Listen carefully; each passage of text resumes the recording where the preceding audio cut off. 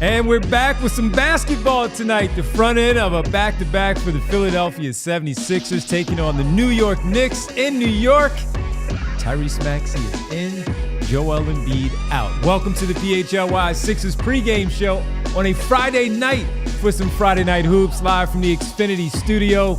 Along with Derek, I'm Devon. Bree is producing. She's the president of basketball operations. And all of you, thank you for hanging out on a Friday night with us as we get ready for some basketball in New York, where the Knicks have won 6 games in a row, including the NBA Cup championship earlier this week. The Sixers, as we pointed out, Tyrese Maxey back, Joel Embiid out. We'll discuss that. We'll get to the starters a little bit later. We are presented by Bet365, whatever the moment's never ordinary at Bet365. And with that, we'll have our pregame picks later in the show. And we'll also just simply talk about matchups with the Wings and so on and so forth with the Philadelphia 76ers. But Derek, Tyrese Maxey back, Joel Embiid out. First, the good, Maxey being back after about 2 weeks off, man. We've talked so much about 40 minutes a game played, playing all the games except for the last 2, and just so many miles on his body this early in the season. He needed a break, even if it was because of an illness. All right, you don't want that to happen, but guess what? He probably wouldn't have sat down if he wasn't sick. He got sick, missed 2 weeks. The Sixers have what? 2 wins, 1-1 in that time. And they have 2 games here where he should play tonight and tomorrow when they host Cooper Flags and the Mavericks on Saturday night back here in Philadelphia. But the important one right away, Tyrese Maxey back in the lineup. Yeah, no, and it really did. The sickness came at the perfect time because it allowed him to get a lot of rest on those overburdened legs. And I think this is going to be a fun matchup for him. I like Hay versus Brunson. Whether or not they guard each other a bunch, we'll wait and see. But I think this is like I said, it's great to get him back, especially because you got a back-to-back, especially because you got Joel out for at least this one. You're going to need every bit of his scoring to give yourself a chance. And I think this is a team that he has, he's had some big moments up there at MSG. And certainly I think he probably gets up for these kind of games and matchups.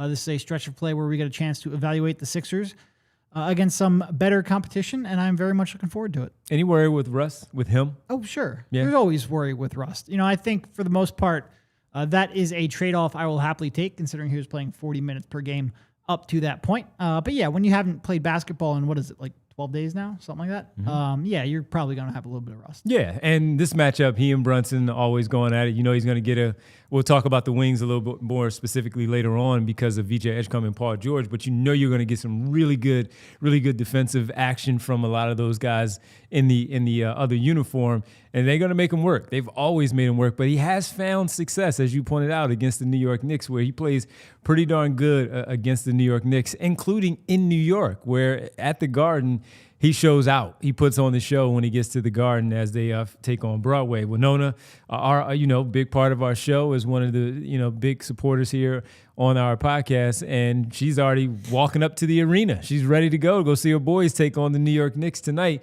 So it should be a fun one. Joel Embiid, as a result, we don't know if it's the same illness that he was facing that Tyrese Maxey had. We don't even know what Tyrese Maxey had, but Joel is now out with an illness, but he's also listed on the injury report with the knee management as well. I didn't think he was going to play. I was hoping, when we talked about this last week, maybe because they've had so much time off. Maybe, a short drive up to New York and play against Cooper Flag and the Mavs for the final home game before the Disney on Ice games that take place during the Christmas holiday and the New Year's holiday, that maybe we can get the back-to-back. But more likely than not, he wasn't going to play back-to-back. Hopefully it's nothing serious. He stayed back in Philadelphia. He's able to go tomorrow. But tonight they're going to be without him. Karl-Anthony Towns back. Yeah, and the addition of the right knee injury management to the injury report was interesting because he didn't have that on there yesterday. He didn't have that on there this morning until they changed it at 1:30. Adam Aronson, almost want to call him Sixers Adam, at Sixers Adam on Twitter, asked Nick about this up at Madison Square Garden today before the game. And Nick said, I don't think there's anything new regarding the knee. I don't think anything's happens. It's all just part of trying to manage this stuff going forward. I think when you declare him out, you just kind of like tack on that on the injury report. So if he needs to miss a game later on for injury management, it is a little bit easier to justify. Like, I think there's a little bit of gamesmanship going on, but it sounds like there is nothing new in that regard. There's no new symptoms, nothing that happened. So hopefully this is just, he's out because he's sick and they tacked on injury management for the right knee on top of that. Did want to see him against the Knicks, honestly. I wanted to see him play against New York. The way that he has been playing, he had the 39-point performance, followed up with the double-double, 22 and 14 in that loss against Atlanta. But he's been playing better. I wanted to see him against Towns because Towns is one that you like to bring up a lot of times when he has to defend out there in the perimeter. Joel Embiid does and how he's going to react. Towns stays on the perimeter a lot. But then you also have to go against Mitchell Robinson, who is really active on the glass with those offensive rebounds, defensive boards as well. And the issue with Joel Embiid, the lack of jumping that we have seen, the lack of athleticism. I really wanted to see him against this basketball team. And unfortunately, we won't get to see it. They do have 3 more games against New York, including right after. This is the first one of the year, so we'll get. Yeah, but including right after the New Year, they play them, I believe, that Friday or Saturday, and then they have 2 more games, January and February, when they host the New York Knicks. So I did want to see him against them, though. I wanted to see him go up against the best. The Knicks have won 6 games in a row. We'll talk about that a little bit more as we go along, but I wanted to see him against Towns and Robinson in that front court. Yeah. No, and like you mentioned, we will get a chance to. Like he will play at he will play in one of these upcoming 3 games, so I think we don't have to worry about that too much. It is, all of these matchups and all these matchups that could potentially be someone you see in the playoffs, just really a good team. I just want to see these guys play against good teams that are mostly healthy, so we have a better chance to actually evaluate who they are and what they could potentially do here in April, God willing, May, and so forth. So yeah, it's a slight disappointment, but you still do have, like, of your top players, you're starting to get more and more and more of them back. Obviously, you've got Joel out, you've got Kelly still out, but you are inching closer towards having a full complement of players, and I am interested to see what Nick does with that. Why you keep leaving Watford out? You always forget Watford. I mean, he's just not quite like a top 6, top 7 in the rotation kind of guy. He's not. Top 7, so Grimes would be one off the bench, Barlow. But he's still going to play like 18 minutes, 20 minutes. When I'm like, I need to evaluate my team, I don't need every 18-minute per game player in there. Yeah. He's probably going to be part of the playoff rotation. Look, Kelly and Joel are starters. I know. We just forget. And it's not just you, because I forget Watford too sometimes. I'm like, he is kind of important to their rotation and the ball handling and stuff, especially with the issues with Jared McCain and so on. But all right, with Tyrese Maxey back, no Joel, do you see anything there with, we talk about McCain. I just want to bring him up early since we talk about the rotation and all. But with Tyrese back, we were wondering what it would look like with McCain with no Maxey, but complimenting both he Grimes got fewer and minutes. Edgecombe. He got fewer. How do you see it playing out here, though, with him back? Do you have a sense, or is there no sense at all because you're not really sure as of yet? I have no idea what Nick's going to do with McCain. No idea. He just doesn't seem to trust him right now. McCain doesn't seem like he's 100%. Like I said, even if McCain is 90% of McCain, when you're that on the edge of having just enough NBA athleticism, losing 10% kind of hurts that. He doesn't seem like he's quite as effective offensively. We can talk about the numbers, but even just getting into his spots, he's not getting there as effortlessly as he did last year. And then I think Nick just doesn't trust him defensively. So when your offensive productivity is down and your defensive, especially against a squad like this, which we will get to in our next block, but this would be a tough matchup for him with all their size. I have no real concept of how much Nick is going to play him. I hope it's more than he has been, but I am not fully confident in that. What about when Kolek is out there? Because Kolek has played really well these last few games, and he is firmly in the rotation. Deuce McBride in and out of the lineup. Yeah. So Kolek is a different player than McBride is in terms of the athleticism and all, where maybe because of the craftiness, we all like Kolek. We talked about him during the draft. Vinny especially. Vinny is right now having chat. Honestly, while I was driving in, stuck in a little bit of traffic, Vince may have texted me a tweet of with Jalen Brunson talking up Kolek. I may have gotten that same one. That was Vince's guy. So he's playing really well. But I only bring it up because Deuce McBride is way more athletic, quicker, all of that stuff, the outside shooting. Tyler Kolek is a point guard, but he's really crafty, really, really fundamental. He does a lot of really good things. But maybe someone that McCain can stay with. Physically, yeah. Right. Physically, there's a matchup. Right. Yeah. So I look at it that way and say maybe. Yeah. But to me, it comes back to like how many minutes can you get Maxey and McCain next to each other, and that's where I think this team's going to test. Unless they play Kolek alongside of Brunson a lot, I think this could be a tough matchup for that. But yeah, no, in terms of physical size, there are two players on this squad that McCain is not overmatched from a height perspective at the very least. So that's Brunson and Kolek in that. All right, when we come back, we'll talk about the other guys, though, that you mentioned. He won't be matched up against those wings because that's a problem for Jared McCain. If he's out there, we discuss the wings, how it all matches up with the Sixers wings, who have played really well in terms of Edgecombe and George. And then we have to look at OG and Kale on the other side. When we get back, we'll do it all right here as we hang out with you. Basketball on a Friday night. First game of their back-to-back. Sixers-Knicks. Shortly, we're discussing right here on the PHLY Sixers pregame show. And we are presented by Bet365, everybody. Whatever the moment, it's never ordinary at Bet365. Right now, go ahead. If you're one of the 90 million users worldwide like I am, you go in, jump in, put together your ticket for tonight's game or around the association overall, maybe some college football. There's also some prop bets, some bonuses there for you, some boosts for the games that are being played, college football as well. That's all at Bet365 right now. For the NBA tonight, if you want to place a wager, you do have an opportunity with a 50% super profit boost right now in the NBA tonight. So if you're not a new customer and you're wondering what we're talking about, you've heard it before, but you've been a little bit too busy. It's the holiday season. You couldn't get to it. Breaking news, new customers. You get to jump in with us with $150 in bonus bets when you sign up using the code PHLY365. When you do, all you have to do is deposit $10, place a bet for $5, and you get $150 in bonus bets credited to your account that can be used on spreads, totals, player props, futures, and more. And you get the $150 in bonus bets, win or lose. Nobody else is doing that. So whatever the moment, it's never ordinary at Bet365. Must be 21 plus and physically located in Pennsylvania. If you or someone you know has a gambling problem and wants help, call 1-800-GAMBLER. And guys, you're getting ready to watch a pretty big game here in the early parts of the season, middle parts of the season, I suppose. We can say you want to make sure that your setup is ready to go and ready for the moment. You don't want it to be a mess. You don't want it to be lagging. You don't want it to be buffering. If you call yourself a basketball fan, especially during the stretch run, you have to have Xfinity. It's the ultimate sports destination. You can find the best games and your favorite teams all in one place. The way that you watch is next level.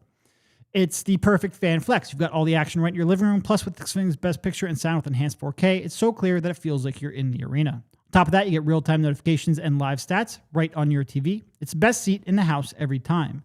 Next game day, make sure that big fan isn't a big fail. Learn more at Xfinity.com. Xfinity, imagine that. Restrictions apply. Multi-view requires Xfinity 4K capable TV box. And we're back here on the PHLY Sixers pregame show presented by Bet365. Yes, 50% super profit boost for the NBA games. And I did want to tell you about one more time, 30% profit boost tonight for the college football matchup as we get ready for the national championship conversation, all that good stuff. So go ahead and take advantage of the 30% profit boost for the college football games as well. All right, let's discuss VJ Edgecombe and Paul George. They are active tonight. Knicks coming off of their NBA Cup championship. Go get them.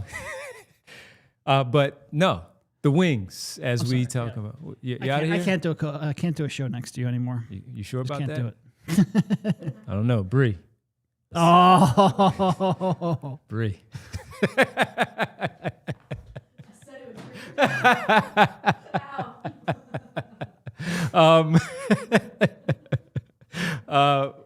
Those guys against the wings tonight.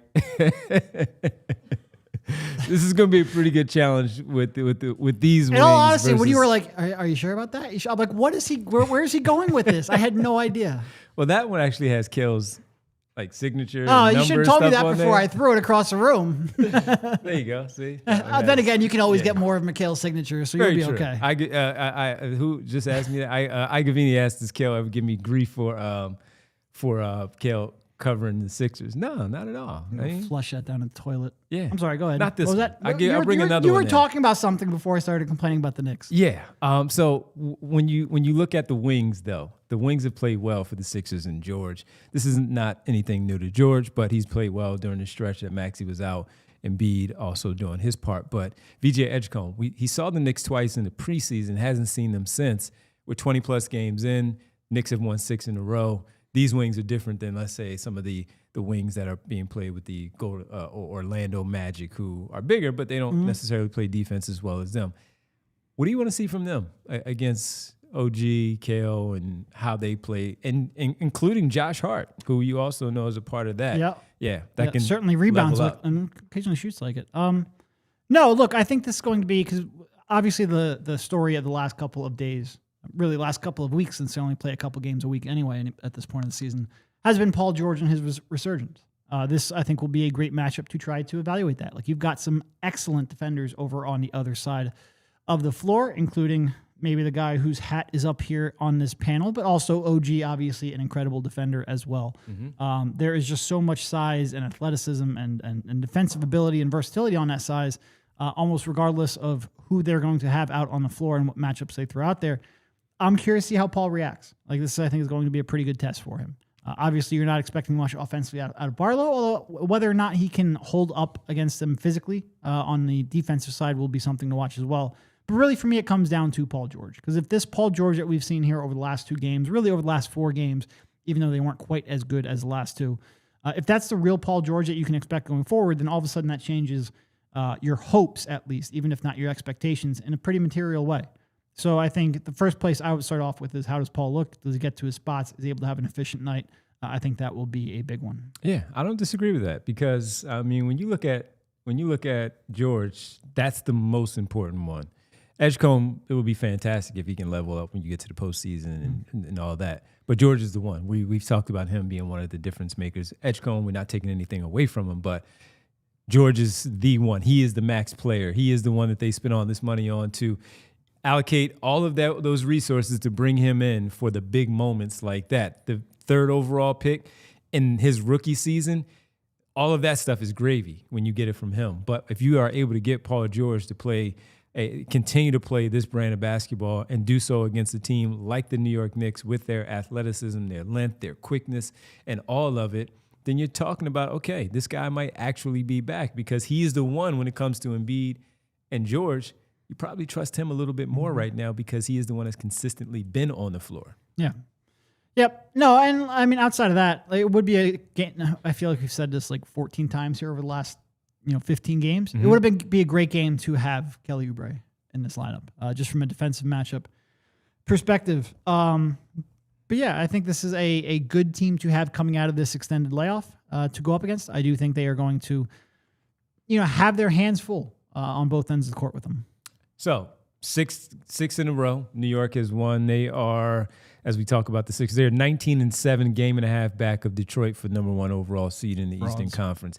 They are frauds. They have won 9 of their last 10, but again, 6 in a row, NBA Cup champs. We picked them to come out of the East. I think all 3 of us actually did, and it's taken a little bit of time for them to get some things going. I definitely don't remember that. Yeah. So it's taking some time for them to get going, but it does look like, Derek, that they have really found something. They've gotten it going. McBride out. Last night, Towns and Hart did not play. They are in the lineup tonight. Yep. After playing in Vegas. They knew this is the second night of the back-to-back for the Knicks, everybody. They had a game winner for Jalen Brunson to beat the Indiana Pacers for their first game back after the NBA Cup. And they're playing on the second night of a back-to-back. So they're getting their reinforcements in those other players, with Brunson playing, Kale's playing, Mitchell Robinson, I think he is in. I know he was looked at as questionable a little bit earlier, but should be in. But they have seemed to find their stride as of late, man, and they're playing some really good basketball. So when we talk about tests for the Sixers, this is another really good test for them. Yeah, no, it really is. And this is we talk a lot about the Knicks and their wings and the way they can really pressure and their versatility on defense. They've really improved offensively over the last couple of years to the point where they're a top 3, top 5 offense in the league right now. And obviously Brunson gets a lot of the attention, but they have a really, really talented, and they have a lot of options on that end of the floor. I don't want to say they're too deep, because in terms of pure depth, they're not. But in terms of scoring options, they just got 5-6 guys who can get hot on any given night. So yeah, I think this is going to be a tough one for the Sixers. I do think in terms of, being able to match up, Kelly would be great. It'd be great to have him in there. But when you have VJ, when you have Barlow, when you have Paul George on the perimeter as an option, like, they have a chance to To be able to really at least make their lives difficult. It would be great to have Joel really anchoring that defense. Not that he has been anchoring the defense this year like he did in previous years, but I think he's been getting better over the last couple of games. I'm curious to see whether or not we get to see Nick dust off Adembona and bring him in, because he's someone who I think has a chance to. Now, obviously, the glass is tough. New York's a very good offensive rebounding team. If Bona is not going to contribute in that, it might be tough to get him minutes. But just from a pure physicality, athleticism standpoint, he might be able to make an impact. But yeah, I think this is going to be a tough matchup for them on the defensive side as well, because I do think the Knicks have certainly a lot of talent and have been playing really good basketball of late. They have. And one of the other players that is part of their roster that we have not discussed, former Sixer, Guerschon Yabusele, on the Knicks. And as I've watched, let's see, the Knicks are 26 games in the books. I've probably seen about a good 20 of them just because of where the schedule and all is. Yabusele has had a tough start to his Knicks career. He has not been all that great. He did play 11 minutes last night, knocked down a 3 as well. But some of the issues that we had with him here, despite all the good things that he had in those extended minutes for the Sixers, playing out of position and all, that has not really shown itself in the Knicks uniform. So when you look at Yabusele this season, he has had some games that he has not played in. Yeah. It's been rough. He's averaging 3 points on the season, 29% from behind the 3-point line. He's shooting 38% from the field, and rebounding wise, he is at 2.2 on the year, 25 games played of the 26. So he only missed the one game, but he has not played a lot of minutes. He's only averaging 10 minutes for the Knicks. So when I say he hasn't played a lot and it seems like he hasn't played in games like coach's DMP, it's because he'll play like 6 minutes and he's done for the night. So I'm honestly I'm shocked because of what he played like last year, and I thought that he would be able to fit in with this system that Mike Brown has, with the players, the unselfishness that is there with the New York Knicks, and it just hasn't worked through the 26 games. Yeah, and it's gotten worse of late. Like over the last 9 games, he's averaging 8 minutes per night. Yeah. And you're just never going to get into any kind of rhythm playing like that. Like you can look at what was he shooting, 28% from 3, something like that. I don't even really care about that, because when you're playing that few minutes and you're not getting any kind of consistent playing time, you're usually not going to shoot all that well. But, I do think when we talked a lot about over the summer, like, should they go into that taxpayer mid-level and hard cap themselves, or should they go the minimum salary route or the two-way contracts that they ended up going with guys like Barlow, with guys like Walker, even someone like Watford on a 2-year deal. Mm-hmm. I preferred not hard capping yourself and going with the couple of players over Yabusele. And part of that is that there were just limitations that, as you watched him more and more and more throughout the year last year, were going to be tough to overcome. And, his defense is a real problem at either position. And it was a fun story last year.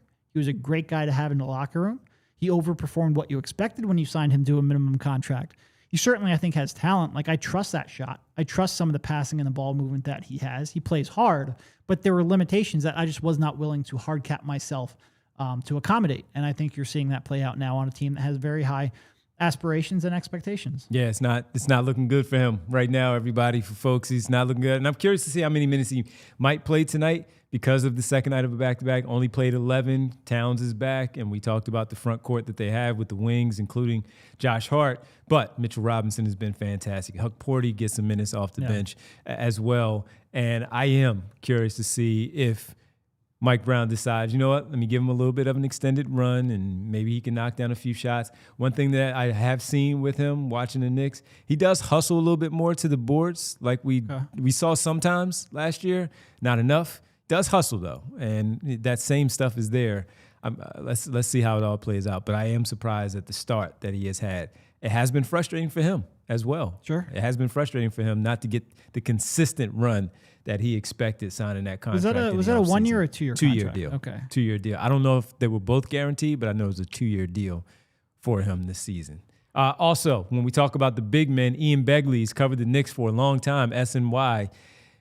Derek, we talked about the trade deadline being in February and December 15th being when things lift for players to be moved. And he had a little nugget where he talked about Andre Drummond and the Knicks maybe being viewed favorably in the past and might be wanting to throw a little nugget out there about what could potentially be for Andre Drummond and the New York Knicks. Maybe Bree, ready? Let's rock and roll. Ian Begley talking about Andre Drummond and maybe a little bit of interest from the New York Knicks side like they've had in the past for Andre Drummond, because very curious to see if the Sixers would trade in division against a team like that. And don't they already have two rebounders? You want another one? Yeah. That would be interesting. Yes. Very interesting. So, what do you think, though?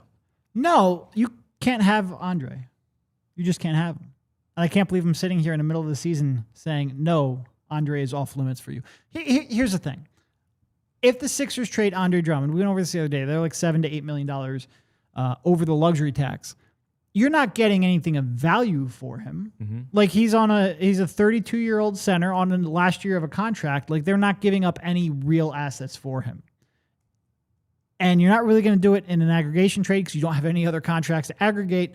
That was a big part of why I wanted Quentin Grimes back at a big deal. So you're just talking about like the Knicks are interested in him. Would you try to find a way to salary dump him? No, I'm not. I've been over this before. I want to have fun basketball, even if it doesn't mean contention. I want fun basketball in March and April and hopefully May. Andre Drummond, given how disappointing Adem Bona has been and how unavailable Joel Embiid you expect him to be going forward, you're not going to get me to sit up here and push for a salary dump. I'm just not doing it. So no, Andre's ours. Any specific names, teams we should be keeping an eye on for the Knicks and targets? Yeah, I mean, I think, I want to say that I don't know what the plans are for Andre Drummond, but just looking at how the Knicks have viewed him in the past, which is favorably, and Knicks, wanting to take a run at him past off seasons. I wonder if that's a guy who they take temperature on, see if he's available. You're looking at Sacramento for everything, and because I think they're wide open. So there's a Precious Achiuwa reunion in the cards. I don't know. I just wonder because of the situation. Also a veteran like Dario Saric. I mean, he's very much a veteran, later stage of his career. But if you're looking for somebody just to play a small role, I wonder if they take a look at Saric and see what it would take to procure him and get him to New York. So those are.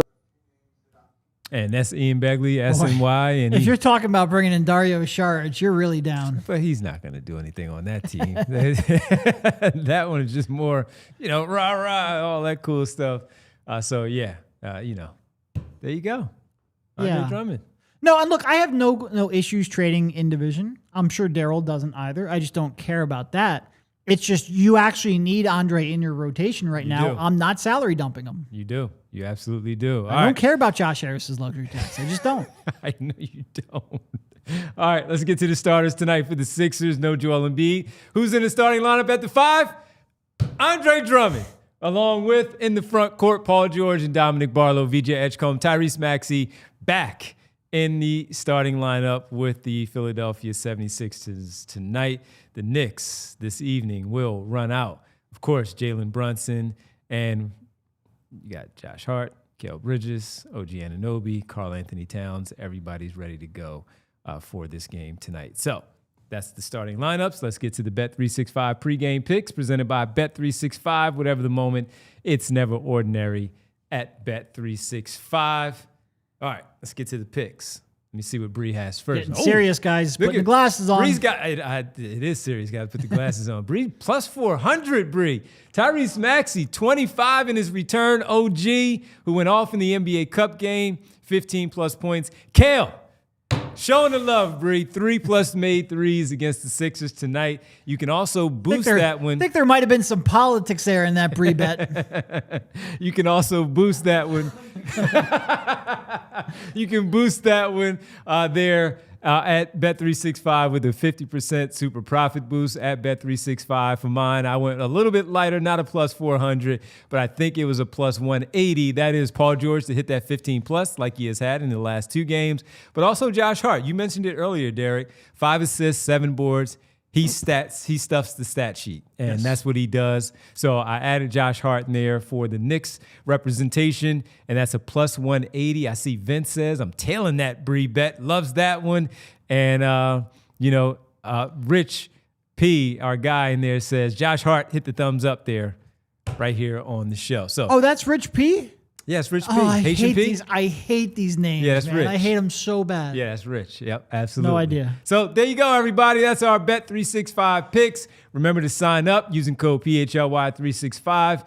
When you do, new customers, if you are signing up, you get $150 in bonus bets, win or lose, when you deposit $10. Placing a bet for $5, you get $150 in deposit there, win or lose, to your account. Can't beat it. Right there. Haitian P says this stuff for all right.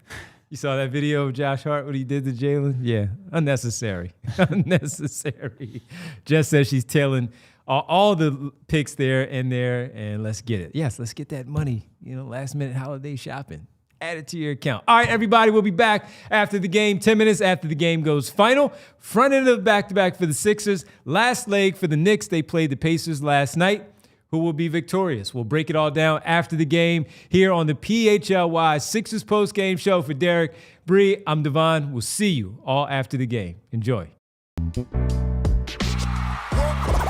all silly like the mayor.